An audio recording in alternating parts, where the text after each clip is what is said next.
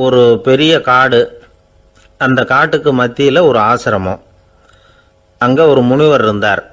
பல இடங்கள்லேருந்து வர்ற குழந்தைகளுக்கு அவர் பாடம் சொல்லி கொடுத்துக்கிட்டு இருக்கிறார். ஏழை பணக்காரர் அப்படிங்கிற வித்தியாசம்லாம் கிடையாதுங்க. எல்லாரும் அவர்கிட்ட தங்கள் பிள்ளைகளை அனுப்பி வச்சாங்க.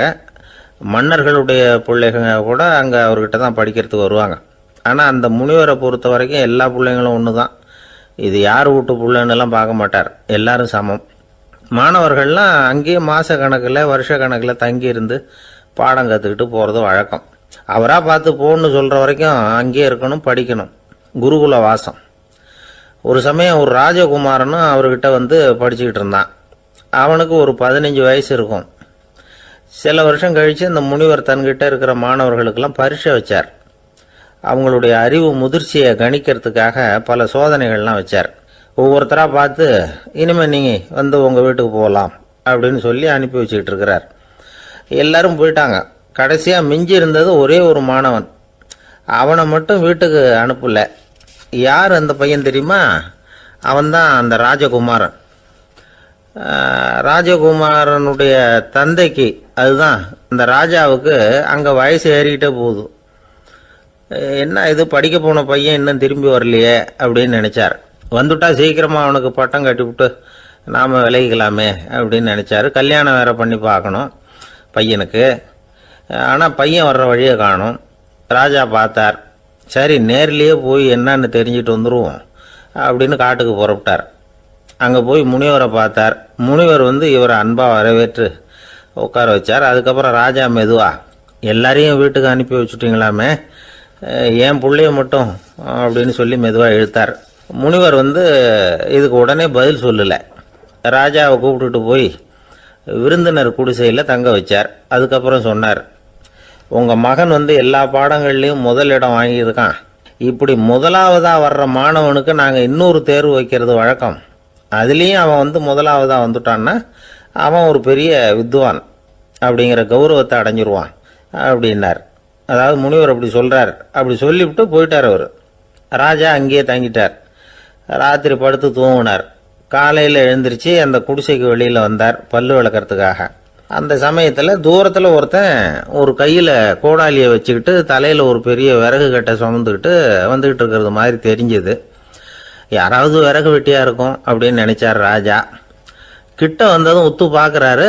பார்த்தா அது தன்னோட புள்ள. திகைச்சு போயிட்டார்.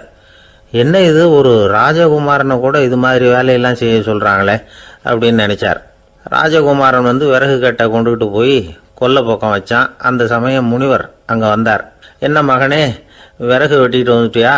சரி, இப்போ ஒரு துடைப்பத்தை எடுத்துக்கோ, விருந்தினர் குடிசையின் வாசல் பக்கத்தை கூட்டி பெருக்கி சுத்தம் பண்ணு போ அப்படின்னார். அப்படியே செய்கிறேன் குருவே அப்படின்னு சொல்லிவிட்டு போனான். சுத்தம் பண்ண ஆரம்பிச்சிட்டான். ராஜா பார்த்தார் இதை. உடனே ஓடியாந்தார். மகனே, என்ன காரியம் பண்ணுற? தொடப்பத்தை கீழே போடுனார். இப்போ அந்த ராஜகுமாரன் சொல்கிறான், தந்தையே, இது என்னுடைய குருதேவரோட உத்தரவு. இங்கே நான் ஒரு மாணவன். இங்கே அரசனும் ஒன்று தான், ஆண்டியும் ஒன்று தான். குருதேவர் சொல்கிறத மறுக்காமல் செய்கிறது தான் எங்கள் கடமை அப்படின்னா. இந்த சமயம் முனிவர் அங்கே வந்தார். இவனை முதுகில் தட்டி கொடுத்தார். அப்புறம் ராஜா கிட்ட சொன்னார், அரசே, உங்கள் புள்ள எங்கள் கடைசி தேர்வுலையும் வெற்றி பெற்றுட்டான். பணிவு தான் மாணவர்களின் மிக உயர்ந்த குணம். குருநாதர் சொல்றது மனசுக்கு பிடிக்கலன்னா கூட மறுக்காம செய்யணும். அப்படி செய்யறதுனால எதை செய்யலாம் எதை செய்யக்கூடாது அப்படிங்கிற விவேகம் அவங்களுக்கு வந்துடும். செய்யக்கூடாததை கூட பெரியவங்க சொல்லிவிட்டா செஞ்சுதான் ஆகணும் அப்படிங்கிற பணிவு அவங்களுக்கு வந்துடும். இந்த குணம் வந்துட்டுதுன்னா அவங்க எத்தனை கடினமான வேலையா இருந்தா கூட ரொம்ப சுலபமா செஞ்சு முடிச்சிருவாங்க. தூக்கத்திலேயும் அப்புறம் துக்கத்திலேயும் தோண்டு போட மாட்டாங்க. இந்த பணிவும் விவேகமும் அவங்க கிட்ட மன உறுதியை ஏற்படுத்தும். அந்த உறுதி உங்க பையனுக்கு வந்தாச்சு. இனிமே அவனை நீங்க அழைச்சிட்டு போகலாம். அவன் நிச்சயமா பேரும் புகழும் பெறுவான் அப்படின்னாரு. ராஜா அவரை பார்த்து, குருதேவா, புரிஞ்சுக்கிட்டேன், என்னை மன்னிக்கணும் அப்படின்னாரு. அதுக்கப்புறம் மகனை அழைச்சிக்கிட்டு நாட்டுக்கு திரும்பி வந்துட்டார். இந்த கதையை இன்று ஒரு தகவலில் சொல்லுங்க சார், உங்கள் நிகழ்ச்சியில் சொல்லுங்க சார் அப்படின்னு சொல்லி மாணவர்கள் கேட்டால் பணிவாக இருக்கிறது எப்படி அப்படிங்கிறத புரிஞ்சுக்குவாங்க அப்படின்னு சொன்னார் ஒருத்தர். சரி சொல்லுவோம், அதுக்கு முன்னாடி நேர்லேயே ஒரு பையன்கிட்ட சொல்லி பார்க்கலாமே அப்படின்னு தோணுச்சு. உடனே ஒரு பையனை கூப்பிட்டோம். ஏன்பா உங்கள் வாத்தியார் உனக்கு இது மாதிரி ஒரு பரீட்சை வச்சா என்ன பண்ணுவேன் அப்படின்னு கேட்டோம். நானும் அப்படி தான் சார் நடந்துக்குவேன், விறகு வெட்டுவேன், தொடப்பத்தினால கூட்டி சுத்தம் பண்ணுவேன், உடனே செஞ்சு முடிச்சிருவேன் சார் அப்படின்னா. பலே பரவாயில்லையே அப்படின்னோம். ஆமாம் சார், அப்படி செஞ்சால் தானே வீட்டுக்கு அனுப்புவார், இல்லைன்னா இன்னொரு வருஷம் இங்கேயே இருந்து படின்னு சொல்லி விடுவார், அதனால் அப்படி செய்வேன் அப்படிங்கிறான் அந்த பையன். ஒரு ஊரில் ஒரு ஞானி இருக்கிறார், ரொம்ப பெரிய ஞானி, ரொம்ப வயசாயிட்டுது. கடைசி காலத்தில் அவர்கிட்ட சில பேர் வந்தாங்க. உங்கள் குரு யார் அப்படின்னு கேட்டாங்க. அவர் நிமிர்ந்து பார்த்தார். எனக்கு ஆயிரக்கணக்கான குருமார்கள் உண்டு, அவங்க பேரெல்லாம் சொல்லணும்னா இந்த காலம் பத்தாது, ஆனால் முக்கியமான ஒரு 3 பேரை பற்றி மட்டும் உங்களுக்கு சொல்கிறேன் அப்படின்னாராம். அப்புறம் சொன்னார், அந்த 3 பேரில் ஒருத்தன் ஒரு திருடன். ஒரு சமயம் ஒரு பாலைவனம் வழியாக நான் போய்கிட்டு இருந்தேன். அப்போது வழி தவறி போய் ஒரு கிராமத்துக்கு போயிட்டேன். அது இருட்டு நேரம், நடு ராத்திரி, ஊரே உறங்கி போச்சு. அந்த நேரத்தில் ஒரு ஆள் மட்டும் ஒரு வீட்டு சுவத்தில் ஏதோ பண்ணி உள்ளே நுழையிறதுக்கு முயற்சி பண்ணிகிட்டு இருக்கிறான். அவங்கிட்ட போய் நான் இன்னைக்கு இங்கே எங்கே தங்க முடியும் அப்படின்னு கேட்டேன். அதுக்கு அவன், இந்த ராத்திரி வேளையில் அது ரொம்ப சிரமம், ஒரு திருடனோட உங்களால் தங்க முடியும்னா நீங்கள் என்னோட தங்கலாம் அப்படின்னா. நான் அவங்க கூட 1 மாதம் தங்கியிருந்தேன். ஒவ்வொரு நாள் ராத்திரியும் இப்போ நான் என்னுடைய வேலைக்கு போகிறேன், நீங்கள் ஓய்வு எடுத்துக்கோங்க அப்படின்னு சொல்லிவிட்டு போவான். அவன் திரும்பி வந்த உடனே உனக்கு ஏதாவது கிடைச்சிதான்னு நான் கேட்பேன். அதுக்கு அவன், இன்னைக்கு ராத்திரி ஒன்றும் இல்லை, நாளைக்கு மறுபடியும் முயற்சி பண்ணுவேன் அப்படின்பா. எப்பவும் அவன் நம்பிக்கை இழந்ததே கிடையாது, எப்பவும் சந்தோஷமாகவே இருப்பான். நானும் ரொம்ப காலமாக தியானம் பண்ணிக்கிட்டே இருந்தேன், ஒன்றுமே நடக்கலை. ஆனால் நான் என்ன பண்ணேன் தெரியுமா, மனசு வருத்தப்படும், நம்பிக்கை இழந்துருவேன். அப்போல்லாம் அந்த திருடனுடைய விடாமுயற்சி தான் ஞாபகத்துக்கு வரும். அதனால் அந்த திருடன் எனக்கு ஒரு குரு. என்னுடைய 2வது குரு யாருன்னா அது ஒரு நாய். இது எப்படின்னா, ஒரு சமயம் எனக்கு ரொம்ப தாகமாக இருந்தது. ஒரு நதியை நோக்கி போய்கிட்டு இருந்தேன். அப்போ ஒரு நாயும் வந்தது, அதுக்கும் தாகம். ஓடி வந்து ஆற்றை பார்த்தது. அதோட நிழல் வந்து ஆற்றுல தெரிஞ்சது. அதை பார்த்ததும் பயந்துட்டுது. அதாவது அது தன்னுடைய சொந்த உருவத்தையே கண்டு பயந்தது. அதை பார்த்து குறைக்குது, திரும்பி ஓடிச்சு. ஆனால் அதுக்கு தாகம் அதிகமாக இருந்ததுனால அது மறுபடியும் திரும்பி வந்தது. பார்த்தா மறுபடியும் தண்ணியில் நாயோட உருவம் தெரியுது. இப்படி சில தடவை பண்ணிச்சு. இருந்தாலும் கடைசியில் தண்ணியில் குதிச்சுட்டுது துணிஞ்சி. இப்படி குதித்த உடனே அதோட உருவமும் மறைஞ்சுட்டுது. இதை பார்த்தேன். நான் என்ன புரிஞ்சுக்கிட்டேன்னா, எவ்வளவுதான் பயம் இருந்தால் கூட ஒருத்தன் தைரியமாக காரியத்தில் இறங்கணும் அப்படிங்கிறத புரிஞ்சுக்கிட்டேன். இந்த போதனை அந்த நாய்கிட்ட இருந்து எனக்கு கிடைச்சிது. இது ஒன்று. அடுத்தது என்னுடைய 3வது குரு யாருன்னா அது ஒரு சின்ன குழந்தை. நான் ஒரு சமயம் ஒரு நகரத்துக்கு போனேன். அங்கே ஒரு குழந்தை எரிகிற மெழுகுவத்தி ஒன்று எடுத்துக்கிட்டு வந்தது. நான் அந்த குழந்தைய பார்த்து வேடிக்கையாக கேட்டேன், ஏன் பாப்பா இந்த மெழுகுவத்தியை நீயாவே கொளுத்துனியா அப்படின்னு கேட்டேன். ஆமான்னுது அந்த குழந்தை. சரி, இந்த மெழுகுவத்தி முன்னாடி எரியாமல் இருந்தது, இப்போ எரியுது, இந்த மெழுகுவத்திக்கு வெளிச்சம் எங்கேருந்து வந்தது, அதை எனக்கு காட்ட முடியுமா அப்படின்னு கேட்டேன் அந்த குழந்தைகிட்ட. இதுக்கு அந்த குழந்தை சிரிச்சுக்கிட்டு அந்த மெழுகுவத்தியை ஊதி அணைச்சுட்டுது. அதுக்கப்புறம் என்னை பார்த்து கேட்டுது, இப்போ இந்த மெழுகுவத்தியின் வெளிச்சம் போனதை பார்த்தீங்க இல்லையா, அது எங்கே போச்சுன்னு எனக்கு சொல்லுங்க அப்படின்னுது. அந்த குழந்தை இப்படி கேட்டதும் என்கிட்ட இருந்த ஆணவம் அழிஞ்சுட்டுது. நான் படித்ததெல்லாம் அந்த வினாடியில் சுக்கு நூறாக போயிட்டுது. என்னுடைய முட்டாள்தனத்தை நான் உணர்ந்தேன் அப்படின்னு இவ்வளவும் அந்த ஞானி விவரமாக சொன்னாராம். அதனால் நாம் இன்னார்கிட்டே இருந்து தான் இதை கற்றுக்கணுங்கிறது இல்லை, யாருக்கிட்டே இருந்தும் எதையும் கற்றுக்கலாம். நம்மால் ஒருத்தன் ஒரு நாய் வளர்த்துக்கிட்டோம்னா அந்த நாய்க்கு வால் கிடையாது, யாரோ ஏற்கனவே வெட்டி எடுத்துட்டாங்க. இந்த நாய் தான் சார் எனக்கு குரு, அதுகிட்டே இருந்து கூட நான் பாடம் கற்றுக்கிட்டு இருக்கிறேன் அப்படின்னா. அப்படி என்ன கற்றுக்கிட்டேன் இந்த வால் இல்லாத நாய்கிட்டே இருந்து அப்படின்னு கேட்டோம். நாம் யாருக்கிட்டையும் வாலாட்டக்கூடாது அப்படிங்கிற பாடத்தை அதுகிட்டே இருந்து தான் நான் கற்றுக்கிட்டேன் அப்படின்னா. ஒரு ஊரில் ஒரு பெரிய ஞானி இருந்தார். அவர் படுக்கையில் இருந்தார். இன்னும் கொஞ்ச நேரம்தான் அவர் இந்த உலகத்தில் இருக்க போகிறார். அவரை சுற்றி ஏகப்பட்ட கூட்டம். ஏற்கனவே அவருடைய உபதேசங்களை கேட்டவங்க பல பேர் வந்து அவரை சுற்றி நிற்கிறாங்க. அந்த ஞானி மெதுவாக கண்ணை திறந்து பார்க்குறார். எல்லாரும் அவருடைய கடைசி வார்த்தையை கேட்கறதுக்காக அவளோட காத்துக்கிட்டு இருக்கிறாங்க. அந்த ஞானி மெதுவாக பேச ஆரம்பித்தார். நான் என்னுடைய வாழ்நாள் பூராவும் உங்களுக்கு நிறைய போதனைகள் சொல்லிக்கிட்டு இருக்கிறேன். பேரானந்தம், மகிழ்ச்சி, தியானத்தன்மை இதை பற்றியெல்லாம் சொல்லியிருக்கிறேன். இப்போ நான் வேற ஒரு கரைக்கு போய்கிட்டு இருக்கிறேன். நான் இனிமேல் இந்த கரையில் இருக்க மாட்டேன். நீங்கள் நான் சொன்னதையெல்லாம் கேட்டீங்க, ஆனால் எதையும் நீங்கள் நடைமுறைப்படுத்தி பார்க்கல. எல்லாம் கேட்டதோடு சரி, அதோட விட்டுவிட்டீங்க. அப்புறம் அதை தள்ளி போட்டுக்கிட்டே வந்துட்டீங்க. மேலும் அதை தள்ளி போடுறதுல எந்த பிரயோஜனமும் கிடையாது. இப்போ நான் போய்கிட்டு இருக்கிறேன். உங்களில் யாராவது என்னோட வர்றதுக்கு தயாரா அப்படின்னு கேட்டார். அவ்வளவுதான். யாரும் வாய திறக்கல. ஒரே மௌனம், சத்தமே இல்லை. ஒருத்தர் பார்த்துக்கிட்டே நிற்கிறாங்க. அந்த கூட்டத்தில் ஒரு ஆள் அந்த ஞானி கூடவே 40 வருஷத்துக்கு மேலே இருந்திருக்கிறான். அவனும் வாயை திறக்காம இன்னொருத்தன் முகத்தை பார்த்துக்கிட்டே நிற்கிறான். இந்த சமயத்தில் பின்னாடி நின்றுட்டு இருந்த ஒருத்தன் கையை தூக்கினான். ஞானி அவனை பார்த்தார்.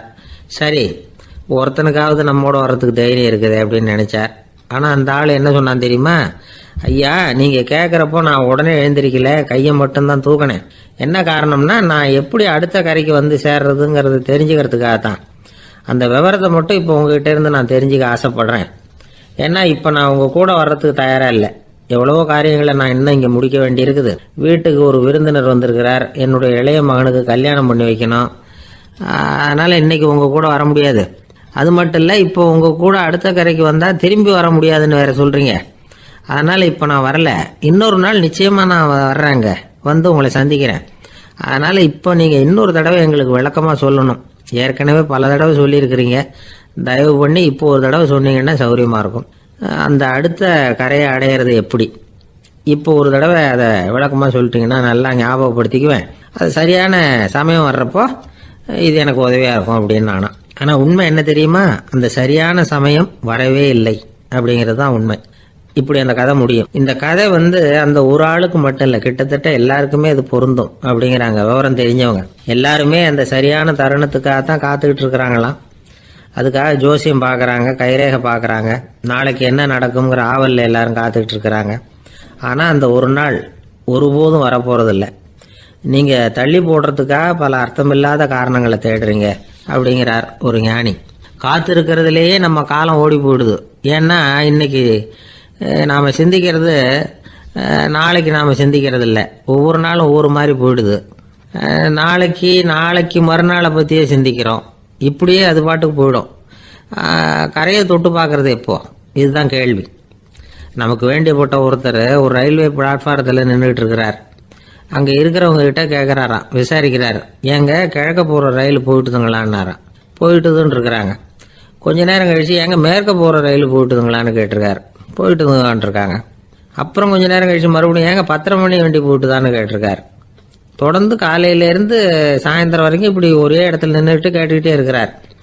இதை பார்த்துக்கிட்டு இருந்த ஒருத்தர் அவர்கிட்ட ஏங்க நீங்கள் எங்கே போகணும் அப்படின்னு கேட்டாராம்.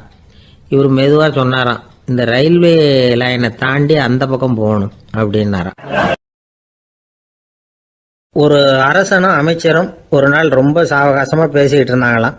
அரசன் அமைச்சரை பார்த்து ஒரு கேள்வி கேட்டிருக்கார். ஏங்க அமைச்சரே, ஆசை இல்லாத ஒரு மனுஷனால இருக்க முடியுமா அப்படின்னு. ஏன் முடியாது?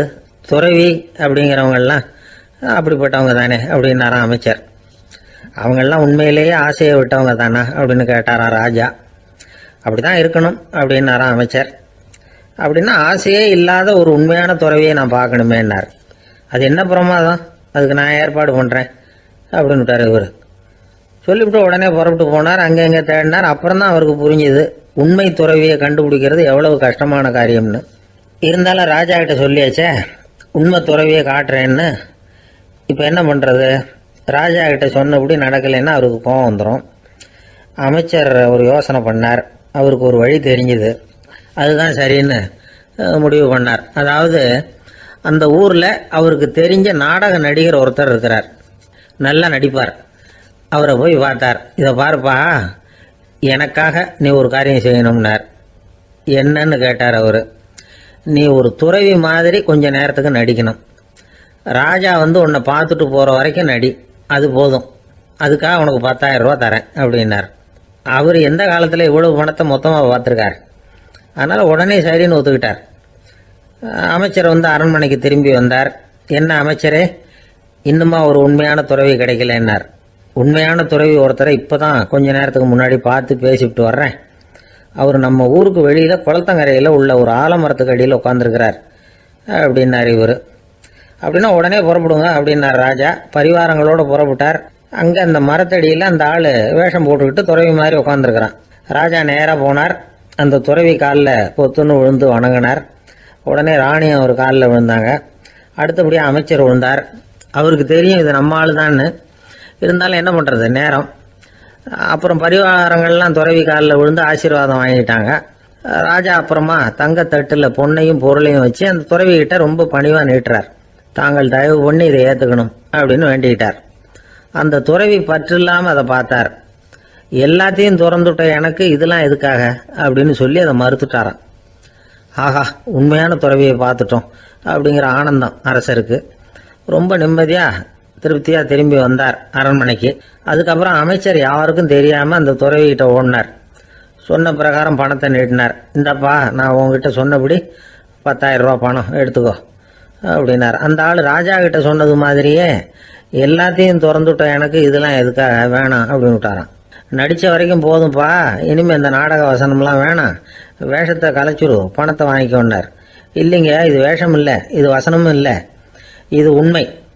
கொஞ்ச நேரம் துறவி மாதிரி நடித்ததுக்கே இந்த தேசத்து ராஜா, ராணி, அமைச்சர், பரிவாரங்கள் எல்லாம் என் காலில் விழுந்து வணங்குறாங்க. அப்படின்னா உண்மையான துறவியாக இருக்கிறது எவ்வளவு பெருமையான விஷயம்.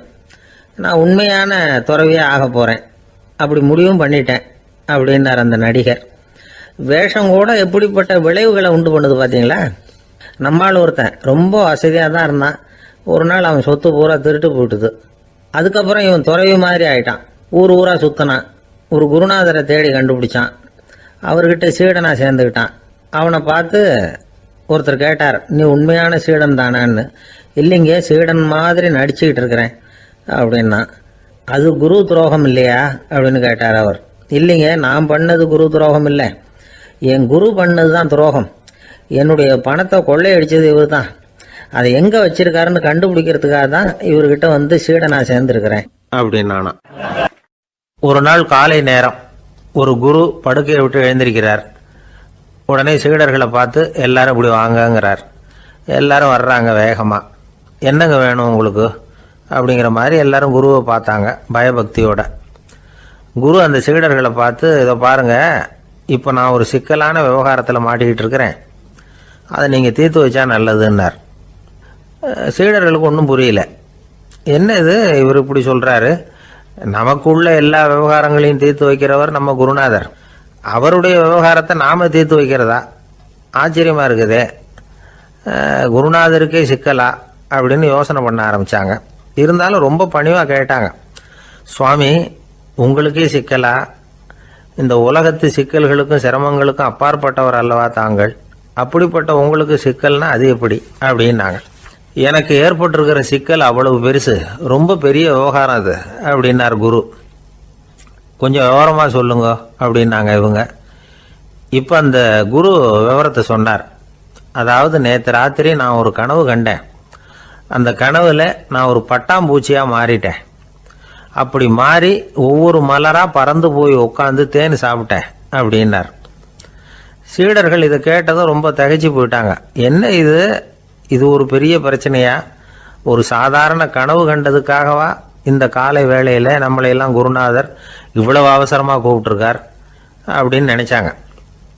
இருந்தாலும் கேட்டாங்க, இதில் என்ன சிக்கல் சுவாமி, கனவுங்கிறது எல்லாருக்கும் வரத்தானே செய்யும் அப்படின்னார் ஒரு சீடர். சீடர்களே, பிரச்சனை அது இல்லை. நான் இன்னைக்கு காலையில் கண்ணு முழிச்சு பார்த்தப்போ நான் நானாக மறுபடியும் மாறிட்டேங்கிறத தெரிஞ்சுக்கிட்டேன். இதில் சிக்கல் என்னன்னா, இப்போ அந்த பட்டாம்பூச்சி தான் நானா ஆயிட்டதாக கனவு கண்டுகிட்டு இருக்கா அப்படிங்கிறது தான். ஒரு மனுஷன் பட்டாம்பூச்சி ஆகிறதாக கனவு காண முடியுங்கிறப்போ அந்த பட்டாம்பூச்சியும் மனுஷனா ஆகிறதாக கனவு காண முடியும் இல்லையா. இப்போ எனக்கு யதார்த்த நிலை தெரியணும், எது நிஜம்னு தெரியணும். நேற்று ராத்திரி நான் கண்டது கனவா, அல்லது இது பட்டாம்பூச்சி கண்டுகிட்டு இருக்கிற கனவா? இதுதான் குரு கேட்ட கேள்வி. இதை கேட்டதும் சீடர்கள் ரொம்ப குழம்பி போயிட்டாங்க. சுவாமி, இது வரைக்கும் நாங்கள் தூங்குறப்ப பார்க்கறது கனவுன்னும் மூழ்கிட்டு இருக்கிறப்ப பார்க்கறது நனவுன்னு நம்பிக்கிட்டு இருக்கிறோம். இப்போ எங்களை ரொம்ப குழப்பிட்டீங்க. இதுக்கு பதில் சொல்ல எங்களுக்கு சக்தி இல்லை அப்படின்னு சொல்லிவிட்டாங்களாம். அதுக்கப்புறம் அந்த குரு சொன்னாராம், நினைவு தான் முக்கியமான அம்சம். முடிவு கட்டம்னா பகலின் நினைவுகளை விட இரவின் கனவுகளே ரொம்ப உண்மை. ஒருத்தன் தூங்க போனால் தூங்கிக்கிட்டே இருந்தால் அவன் காணும் கனவு பொய்ங்கிறத அவன் உணர மாட்டான். ஒவ்வொரு கனவும் காணும் பொழுது அது ரொம்ப உண்மையாக தான் தெரியுது. ஒரு கனவு கூட உண்மை இல்லைன்னு கனவுல தோன்றுவதே இல்லை அப்படின்னார் குரு. அகில வாழ்வு அத்தனையும் சொற்பனம் கண்டாய் அப்படிங்கிறார் தாயுமானவர். ஆகையினால நம்ம கனவுலேருந்து நாம் என்னைக்கு முழிச்சிக்க போகிறோம் அப்படிங்கிறது தான் ஒரு முக்கியமான கேள்வி. ஒருத்தர் வந்தார், காலில் கட்டோடு வந்தார். என்னங்க காலில் கட்டுன்னு? சார், நேற்று ராத்திரி தூக்கத்தில் எங்கள் வீட்டு கூரையில் ஏணியை சாத்தி வச்சு இறங்கினப்போ வழுக்கி விழுந்து காலை உடச்சிக்கிட்டேன்னார். உங்கள் வீட்டில் தான் ஏணியே கிடையாது சார் அப்படின்னு. உண்மைதான் சார், நான் கீழே விழுந்து முழிச்சுக்கிட்டதுக்கு அப்புறம் தானே ஏணி இல்லைங்கிறது எனக்கு ஞாபகம் வந்தது அப்படின்னார். பக்தின்னு சொல்கிறோம் இல்லையா, அது 3 வகைப்படும் அப்படிங்கிறார் ஒரு பெரியவர். அது என்ன 3 வகைன்னா, தெய்வ பக்தி, அடியார்கள் பக்தி, குரு பக்தி. அடியார் பக்தியை விட தெய்வ பக்தியை விட குரு பக்தி தான் ரொம்பவும் சிறந்ததுங்கிறார் அவர். தெய்வத்துக்கிட்ட செஞ்ச பாவம் குருநாதர்கிட்ட தீர்ந்துருமா, குருநாதர்கிட்ட செஞ்ச பாவம் தெய்வத்துக்கிட்ட போனாலும் தீராதான். இப்படி பெரியவங்களாம் சொல்லி வச்சிருக்கிறாங்க. ஒரு காடு, அங்கே அயோத தௌமியர் அப்படின்னு ஒரு தபோதனர். அவர் பல மாணவர்களை ஒன்றா சேர்த்து ஒரு குருகுலம் நடத்திக்கிட்டு இருக்கிறார். பல தரப்பட்டவங்க பல திறப்பட்டவங்க மாணவர்கள் அதில் சேர்ந்து படிச்சுக்கிட்டு இருக்கிறாங்க. பாஞ்சால ராஜகுமாரன் ஒருத்தனும் அந்த குருகுலத்தில் சேர்ந்து படிச்சுக்கிட்டு இருக்கிறான். அவன் பேர் ஆருணி. பெரிய இடத்து புள்ள, இருந்தாலும் படுப்பில் ரொம்ப கெட்டிக்காரனாக இருந்தான். அவன் தான் அங்கே முதல் மாணவன். ஒரு நாள் குருநாதர் அந்த அரசகுமாரனை கூப்பிட்டார். நம்ம குருகுலத்துக்கு சொந்தமான வயலில் தண்ணீர் பெருகி வெள்ளம் பயிரை அழிக்குதான், அதனால் நீ போய் மடையை அடைச்சிட்டு வந்துரு அப்படின்னார். அந்த அரசகுமாரன் உடனே புறப்பட்டான். குருநாதர் சொல்லிட்டார்ல, உடனே புறப்பட்டான். நான் பெரிய இடத்து பிள்ளையாச்சே, ராஜகுமாரனாச்சே, ரொம்ப செல்வாக்கூட வளர்ந்தவனாச்சே, நான் போய் வயலில் இறங்கி வேலை செய்கிறதா அப்படின்னுலாம் அவன் நினைக்கல. குருநாதர் கட்டளையை நிறைவேற்ற வேண்டியது நம்ம கடமை அப்படின்னு நினச்சான். உடனே ஒரு மண்வெட்டியை துவக்கி தோளில் வச்சுக்கிட்டு புறப்பட்டு போயிட்டான். வயலுக்கு போனான். பார்த்தான், தண்ணி கரையை உடச்சிக்கிட்டு வயலுக்குள்ளே ஏகமாக பாஞ்சிக்கிட்டு இருக்குது. இவன் மண்வெட்டியால் களிமண்ணை புல்லோடு சேர்த்து புல் பத்த மாதிரி வெட்டி வெட்டி போட்டான். இருந்தாலும் மடையை அடைக்க முடியல. தண்ணி அதை மீறி வந்துக்கிட்டே இருக்குது. தண்ணி வேகமாக வயலுக்குள்ளே போய்கிட்டே இருக்குது. போடுற பத்தையெல்லாம் கரைஞ்சி கரைஞ்சி போயிட்டுருக்கு. இருந்தாலும் இவன் தன்னுடைய முயற்சியை கைவிடலை. வெட்டி வெட்டி போட்டுக்கிட்டே இருக்கிறான். காலையில் அங்கே போனவன் சாயந்தரம் வரைக்கும் இப்படி செஞ்சுக்கிட்டு இருக்கிறான். உடம்பும் மனசும் ரொம்பவும் சோர்ந்து போச்சு. இருந்தாலும் குருநாதர் இட்ட கட்டளையை நிறைவேற்றாமல் இருக்கிறோமேங்கிற ஒரு குறை அவனுக்கு இருக்குது. குரு கட்டளையை நிறைவேற்றாத நான் இன்னமும் இருக்கணுமா அப்படின்னு யோசனை பண்ண ஆரம்பிச்சிட்டான். என்ன செய்யலாம்னு பார்த்தான். நம்ம குருநாதர் இட்ட பணிக்காக இந்த உடம்பையே தியாகம் பண்ணலாம் அப்படின்னு முடிவு பண்ணான். தண்ணி பாயுதில்ல, அதுக்கு குறுக்க விழுந்து அப்படியே மடையை அடைச்சிக்கிட்டு அப்படியே படுத்துட்டான்.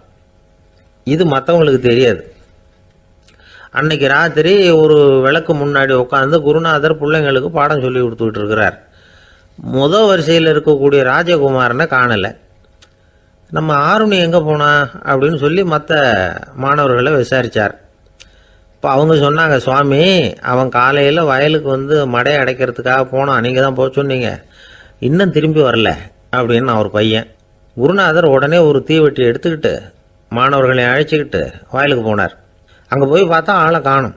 ஆருணி ஆருணின்னு சொல்லி சத்தம் போட்டு கூப்பிட்டு பார்க்குறார். நான் இங்கே இருக்கேன் குருநாதா அப்படின்னு காலுக்கு அடியிலேருந்து ஒரு சத்தம் வருது. குனிஞ்சு பார்த்தா அவன் மடையில் படுத்துருக்கிறான். என்னப்பா இதுன்னார். காலையிலேருந்து இந்த மடையை அடைச்சி பார்த்தேன் சுவாமி, முடியல, அதனால் இப்படி குறுக்க படுத்துட்டேன். என்னை தாண்டறதுக்கு பயந்து போய் தண்ணியே தேங்கி நின்றுட்டுது அப்படின்னா. அவனுடைய குரு பக்தியையும் அவனை தாண்டறதுக்கு அஞ்சு நிற்கிற தண்ணி தேக்கத்தையும் பார்த்துட்டு எல்லாரும் ரொம்ப ஆச்சரியப்பட்டு போயிட்டாங்களாம். ஆருணி எழுந்திரிச்சு வா அப்படின்னு கூப்பிட்டாரான் குருநாதர். அவன் தண்ணீரை பொழந்துக்கிட்டு எழுந்திரிச்சு வந்தானான். அதனால் அவனுக்கு உத்தாலகன் அப்படின்னு ஒரு பேர். உத்தாலகன்னா தண்ணீரை பிளந்தவன் அர்த்தம். அந்த உத்தாலகன் மாதிரி இந்த காலத்து மாணவர்களுக்கும் குரு பக்தி வேணும் அப்படின்னு சொன்னோம் ஒரு பள்ளிக்கூடத்தில். உடனே நிறைய மாணவர்கள் எழுந்திரிச்சு நின்னாங்க. சார், நீங்கள் எங்களை இன்னமும் சரியாக புரிஞ்சுக்கலன்னு நினைக்கிறோம். அன்னைக்காவது ஒருத்தன் அப்படி இருந்தான், இன்னைக்கு ஏகப்பட்ட உத்தாலகர்கள் இருக்கிறோம். எங்கள் வாத்தியார் கட்டளை இட்டா இப்போவே அது மாதிரி வயலுக்கு போய் மடையில் குறுக்கப்படுத்துக்கிறதுக்கு இந்த வகுப்பில் உள்ள அத்தனை பேரும் தயாராக இருக்கிறோம் அப்படின்னாங்க. அப்படியா அப்படின்னு சொல்லி கேட்டோம் ரொம்ப சந்தோஷமாக. ஒருத்தன் ரொம்ப அடக்கமாக எழுந்திரிச்சான். அப்புறம் சொன்னான், ஆமாம் சார், வகுப்பில் இவர் நடத்துகிற பாடத்தை கேட்டுக்கிட்டு இருக்கிறத விட பேசாமல் போய் மடையில் படுத்துடுறது ஒன்றும் கஷ்டமான காரியமாக இருக்காது. அதனால தான் எல்லாரும் அங்கே போகிறேன்னு சொல்கிறோம் அப்படிங்கிறான். கங்கை கரை தோட்டம் பக்கத்தில் ஒரு ஆசிரமம், அங்கே ஒரு பெரியவர் தங்கி இருக்கிறார். அவர் தான் ராமகிருஷ்ண பரமஹம்சர். அந்த ஆசிரமம் இருந்த இடம் கரக்பூர். வங்காளத்தில் பொதுவாக எல்லாரும் மீன் சாப்பிட்றது உண்டு. கங்கையில் குளிச்சுட்டு கையில் ஒரு மீனோடு வர்றது வழக்கம். இவர் இருக்கிற இடத்துக்கு கங்கையில் படகு வழியாக வரணும். அப்படி தான் எல்லாரும் வருவாங்க. வர்றவங்கள ஒன்று கூட்டி ஆன்மீக விஷயங்களை பற்றி பேசிக்கிட்டு இருப்பார். ஒவ்வொரு நாள் ஒவ்வொருத்தர் நகரத்துக்கு போகணும். வரும்பொழுது மீன் கொண்டுகிட்டு வரணும். அதுக்கு ஒரு அட்டவணையே உண்டு ஆசிரமத்தில். அது பிரகாரம் ஒரு நாள் சுவாமி யோகானந்தர் படகில் போனார். படகை செலுத்தினவங்க ராமகிருஷ்ணரையும் சுவாமி யோகானந்தரையும் மற்றவங்களையும் பித்தர்கள் அப்படின்னு சொல்லி ஏளனமாக பேசினாங்க. அவங்க என்ன பைத்தியம் பிடிச்சவங்க அப்படிங்கிறது மாதிரி. சுவாமி யோகானந்தருக்கு ரொம்ப மென்மையான இதயம். இவங்க இப்படி கண்ணாபின்னான்னு பேசுகிறத பார்த்தா மீனை வாங்கிட்டு திரும்புகிறப்போ என்ன நடக்குமோ அப்படிங்கிற பயம் வேற வந்துட்டுது அவருக்கு. அவ்வளவு மென்மையானவர். இதை தெரிஞ்சுக்கிட்ட ராமகிருஷ்ணர், யோகானந்தா இங்கே வா அப்படின்னு கூப்பிட்டார். இவர் கண்ணீரை தொடச்சிக்கிட்டே கிட்ட போனார். சொன்னார், ஐயா, படகு ஓட்டுறவங்க உங்களை பற்றி மோசமாக பேசுகிறாங்க. என்ன திட்டினா பரவாயில்ல, ஆனால் உங்களை அவங்க திட்டுறாங்க. அதை என்னால் தாங்கிக்க முடியல அப்படின்னார். இதை கேட்டதும் ராமகிருஷ்ணருக்கு கோபம் வந்துட்டு தான். என்னது, உன்னுடைய குருவை பற்றி அவங்க மோசமாக பேசும்பொழுது நீ சும்மா இருந்தியா? வெளியில் போ அப்படின்னு விட்டார். குரு நிந்தனை செய்கிறப்போ அதை கேட்டுக்கிட்டு சும்மா இருக்கலாமா? குரு நிந்தனையை கேட்டால் பாவம் இல்லையா? என்னை தூற்றும் போது அவங்க பாவம் செய்கிறாங்க. அதை கேட்டுக்கிட்டு நீ சும்மா இருந்தால் நீயும் பாவம் செய்கிற அப்படின்னாராம். அடுத்த நாள் சுவாமி நிரஞ்சனானந்தர் போக வேண்டிய நாள். இவர் படகுல போகும்பொழுதும் அதே மாதிரி நடந்துதான். அவங்க மோசமாக பேச ஆரம்பித்தாங்க, திட்ட ஆரம்பித்தாங்க. அப்படி கேலி பண்ண ஒருத்தனை இவர் என்ன பண்ணார், பலார்னு கன்னத்தில் அரைஞ்சிட்டார். இன்னொருத்தனை கங்கையில் தூக்கி எறியறதுக்கும் தயாராகிட்டார். அதுக்கப்புறம் அவங்க யாரும் வாயை திறக்கலை. மீன் வாங்கிட்டு வர்றப்பவும் படகுல ஒரே அமைதி. அவ்வளவு பயம் அவங்களுக்கு. ராமகிருஷ்ணர் கூப்பிட்டு விசாரித்தார் என்ன நடந்ததுன்னு. இவர் சொன்னார், அவர் யோகானந்தா போகும்பொழுது என்ன நடந்ததோ அப்படியே தான் இப்பவும் நடந்தது. குரு நிந்தனை செய்கிறத கேட்டுக்கிட்டு நான் சும்மா இருப்பேனா? ஒருத்தனை அப்படியே அரைஞ்சுட்டேன், இன்னொருத்தனை ஆற்றுல தூக்கி போட்டுருவேன்னு பயமுறுத்தினேன், அவ்வளவுதான் அப்படின்னாராம். இப்போவும் ராமகிருஷ்ணருக்கு கோபம் வந்துட்டு தான். என்ன இது, அணியறது காஷாயம், இருக்கிறது ஆசிரமம், உனக்கு இவ்வளவு கோபம் வந்ததுன்னா அப்புறம் என்னத்துக்கு ஆசிரமத்தில் இருக்கணும்? பிரம்மச்சாரி எப்பவும் அமைதியாக இருக்கணும் அப்படின்னு அறிவுரை சொன்னாராம் ராமகிருஷ்ணர். அப்போ இவர் கேட்டாராம், ஏங்க அவருக்கு ஒரு விதமான அறிவுரை சொன்னீங்க, எனக்கு வேற விதமாக அறிவுரை சொல்கிறீங்க, இதில் எது உண்மை அப்படின்னு கேட்டிருக்கார். இதுக்கு ராமகிருஷ்ணர் சொன்ன பதில் என்னன்னா, அட அசடே, சக்கரத்தில் காற்று அதிகமாக இருந்தால் குறைக்கணும், குறைச்சலாக இருந்தால் கூட்டணும். அவன் சாது, அவனுக்கு அதிக உணர்ச்சி தேவை, உனக்கு படபடப்பு அதிகம், உனக்கு பொறுமை தேவை அப்படின்னாராம். இதில் உள்ள கருத்து என்னன்னா, கல்விங்கிறது எப்படின்னா அதை சூழ்நிலைக்கு தகுந்த மாதிரி கற்பிக்கணும். எல்லாருக்கும் ஒரே மாதிரி கற்பிக்கக்கூடாது. கேட்குறவர் தகுதி, புரிஞ்சுக்கிற திறமை, இதை பொறுத்து கல்வி அமையணும். ஆரம்ப காலத்தில் ஒரு குரு, அப்போ ஒரு சீடன் இருந்தான். அது வேடிக்கையான குரு, வேடிக்கையான சீடன். ஒரு ஆசிரமம். ஒரு நாள் ஒருத்தன் அவசரமாக அந்த குருவை தேடி வந்திருக்கிறான். என்ன விஷயம்னு விசாரித்தார் குரு. உங்கள் சீடர் என்னை அடிச்சுட்டார் அப்படின்னு புகார் பண்ணானா அந்த ஆள். குரு சீடனை கூப்பிட்டார். அடிச்சியா இந்த ஆளை அப்படின்னு கேட்டாராம். ஆமான் இருக்கான் சீடன். ஏன் அடிச்சே அப்படின்னு கேட்டாராம். இந்த ஆள் உங்களை பற்றி மட்டமாக பேசிவிட்டான், என்னால் அதை தாங்கிக்க முடியல, அதனால தான் அடிச்சுட்டேன் இருக்கான். அப்படி என்ன பேசினா அப்படின்னு கேட்டாராம். உன்னுடைய குருநாதர் இப்பெல்லாம் அர்த்தமில்லாமல் பேச ஆரம்பிச்சிட்டார் அப்படின்னு சொல்லிவிட்டான், அதனால தான் அடிச்சுட்டேன் அப்படின்னு நானான். அதுக்காக அடித்தே அப்படின்னாரான். நான் அதுக்காக அடிக்கலை குருவே, இப்பெல்லாம் நீங்கள் அர்த்தமில்லாமல் பேசுகிறதாக அவன் சொல்கிறான், அப்படின்னா இதுவரைக்கும் நீங்கள் அர்த்தத்தோடு பேசினதாக